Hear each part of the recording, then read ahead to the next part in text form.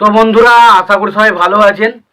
তো বন্ধুরা, এখন আমি যে বিষয়টা নিয়ে কথা বলবো, তো সেটা হলো প্রসেনজিৎ, স্বস্তিকা মুখার্জি এবং রজতাভ দত্ত অভিনীত ছবি, যেটার নাম হচ্ছে সংঘর্ষ।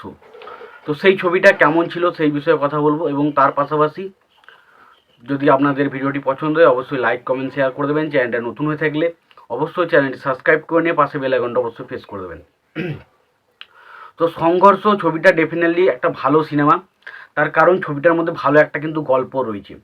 তো প্রথমে যদি ছোট্ট করে বলি, যে ছোটোবেলায় দেখা যায় প্রসেনজিতের বাবা মা মারা গেছে এবং তার একটা বোন রয়েছে, তখন সেই বোনটার দায়িত্ব প্রসেনজিতের কাঁধে এসে পড়ে, এবং সেই কারণে প্রসেনজিৎ বিভিন্ন রকম কাজকর্মের খোঁজ করে, এবং সেই সময় একজনের সাথে তার দেখা হয় এবং সে তাকে তার ছেলে হিসাবে মানে, ছেলে এবং মেয়েটাকে তাদের গ্রোথ হিসাবে নিয়ে নেয় এবং সেখানে তারা পালন করে, এবং পরবর্তী সময় সে যখন মারা যায় তখন সেই ব্যবসার পুরো দায়িত্বটা প্রসেনজিতের ঘাড়ে এসে পড়ে।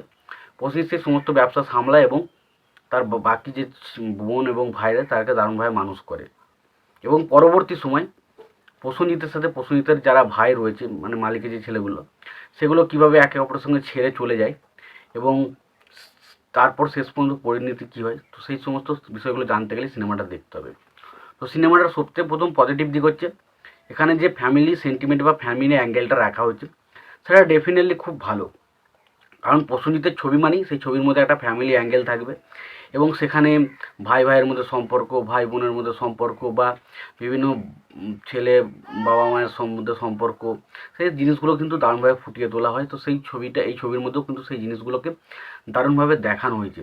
তো সেগুলো খুব ভালো লাগে, সেগুলো দারুণভাবে ওয়ার্ক করে। ছবির মধ্যে বেশ কিছু ইমোশনাল পয়েন্ট রয়েছে, যেখানে তার ভাইয়েরা তার প্রসেনজিৎকে দারুণভাবে অপমান করে, বিভিন্ন রকমভাবে ছোটোখাটো জায়গায় ছোটো কিছু বিষয় নিয়ে কিন্তু অপমান করার চেষ্টা করছে। সেই জায়গাগুলো বা সেই ইমোশনাল পয়েন্টগুলো কিন্তু দারুণ, এবং প্রসেনজিতের নিজস্ব যে বোনটা রয়েছে তার সাথে একটা ইমোশনাল পয়েন্ট, একটা দৃশ্য রয়েছে, সেই জায়গাটা কিন্তু বেশ ভালো।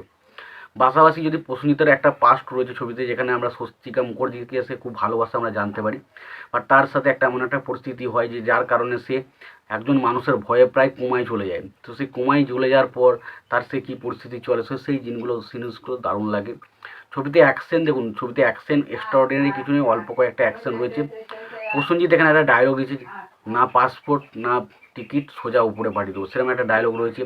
এবং এখানে রজতাভর একটা ডায়লগ রয়েছে, বলছে মহাভারতের শকুনি আর রামায়ণের পাইল করা মাল আমি, যেখানেই যাব হয় লঙ্কাকাণ্ড নয়, এদের একটা বলেছে একটা অট্ট হাসি দিতে। তো সেই জায়গার ডায়লগগুলো খুব ভালো, মানে ডায়লগ বা সংলাপগুলো ছবির মধ্যে দারুণভাবে ফুটে ওঠে, সেগুলো খুব ভালো লাগে। ছবিতে রজতাভ দত্তের ক্যারেক্টারটা কিন্তু বেশ খতরনাক, বেশ একটা অন্যরকম, সে ছুঁয়ে ঢুকছে এবং ভালো হয়ে বেরোচ্ছে, এরকম টাইপের ক্যারেক্টার সে ছবিতে প্লে করেছে। এবং ছবিতে বললাম তো অ্যাকশন খুব একটা এক্সট্রাঅর্ডিনারি নেই, তবে লাস্ট মুহূর্তে একটা অ্যাকশন রয়েছে যেখানে আর কি একটা পাগল হয়ে যাবে, মানে ইয়াকে মারার পর, মানে প্রসেনজিৎ মানে স্বস্তিকার পেছনে একটা ভিলেন পড়ে থাকবে, সেখানে প্রসেনজিৎ তাকে এমন মারবে যে সে পুরো উন্মাদ হয়ে যাবে সেই মেয়েটার জন্য। এবং লাস্ট মুহূর্তে সেই ক্লাইম্যাক্সের সিনটা অসাধারণ ছিল, সেইখানে যে ওই মানে পাগলের অভিনয়টা যে করেছে যে ভিলেনটা, অসাধারণ একটা পারফরমেন্স করেছিল, সেটা নন্দিনী নন্দিনী করে করে আসছিলো, ওই সিনটা অসাধারণ লাগে। এবং পাশাপাশি গানগুলো নিয়ে যদি কথা বলি, গানগুলোর মধ্যে এ মনের আশা ভালোবাসা এটুকু চাওয়া এরা জীবন থাকবো পাশে, এই যে মানে অভিনয়টা, মানে গানগুলো ওভারঅল মোটামুটি খুব এক্সট্রাঅর্ডিনারি গান নেই, তবে গানগুলো মোটামুটি ভালো লাগে, ছবির মধ্যে ভালো আসে। তবে স্বস্তিকার সাথে প্রসেনজিতের কয়েকটা ছবি পরপর সেই সময় আসছিলো, যেমন বন্ধু বলে ছবিটা এসেছিলো, কালীশঙ্কর ছবিটা এসেছিলো, এবং এই ছবিটাও আসে। তো এই ছবিতে প্রসেনজিতের সাথে বলবো না যে স্বস্তিকা মুখার্জির কেমিস্ট্রি অসাধারণ লেগেছিলো, তবু বলছি ভালোই লেগেছিলো। প্রসেনজিৎকে যে কোনো হিরো মানে নায়িকার সাথে যথেষ্ট মানিয়ে যায়, এই ছবিতে কিন্তু মানিয়ে গিয়েছিলো। তো যেটা দেখতে ভালো লাগে। তো ওভারঅল যদি সংঘর্ষ ছবিটার কথা বলে, যদি সেই মুহূর্তে কথা বলে, ওভারঅল সংঘর্ষ ছবিটা একটা ডিসেন্ট বা একটা ভালো মোটামুটি ছবি বলা যায়। যদি না দেখে থাকেন অবশ্যই দেখতে পারেন। আর যদি ভিডিওটি আপনাদের পছন্দ হয়ে থাকে অবশ্যই লাইক কমেন্ট শেয়ার করে দেবেন। চ্যানেলে নতুন হয়ে থাকলে অবশ্যই চ্যানেলটি সাবস্ক্রাইব করে নিয়ে পাশে বেল আইকনটা অবশ্যই প্রেস করে দেবেন। ভালো থাকবেন, সুস্থ থাকবেন, দেখা হচ্ছে পরের ভিডিওতে।